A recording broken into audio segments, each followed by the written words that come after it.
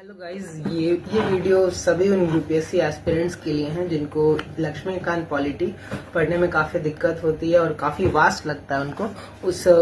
इस वीडियो में मैं लक्ष्मीकांत पॉलिटी के इम्पोर्टेंट चैप्टर्स जो यूपीएससी के पर्सपेक्टिव से बहुत ज्यादा इम्पोर्टेंट है उनको मैं एक्सप्लेन करूंगा कम टाइम में, एकदम ब्रीफली। ठीक है guys, I would like to start with fundamental rights क्योंकि ये प्रीलिम्स के पर्सपेक्टिव से काफी ज्यादा इम्पोर्टेंट है। देखिए, मैंने ई बुक भी सामने ओपन कर रखा है और हमारी बाइबल जो लक्ष्मीकांत है वो तो है ही। Guys, here comes the table 7.1।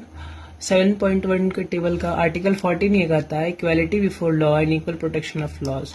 मतलब कानून की नजर में सभी एक है, चाहे वो कोई पीपल्स रिप्रेजेंटेटिव हो, कोई एमपी हो, एमएलए हो, इवन या फिर कोई चीफ जस्टिस ऑफ इंडिया हो या पीएम हो या सीएम हो, सबके लिए कानून बराबर है और कानून को कोई भी उल्लंघन नहीं कर सकता है।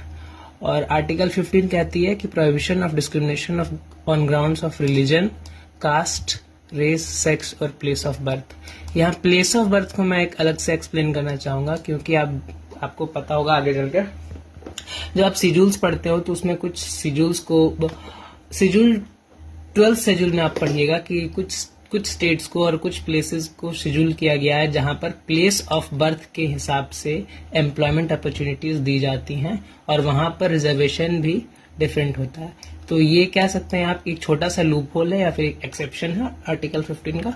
अदरवाइज ऑल ओवर इंडिया में आपको कहीं भी प्लेस ऑफ बर्थ पे या फिर कास्ट, रिलीजन, सेक्स या रेस पर डिस्क्रिमिनेशन फेस करना नहीं पड़ेगा।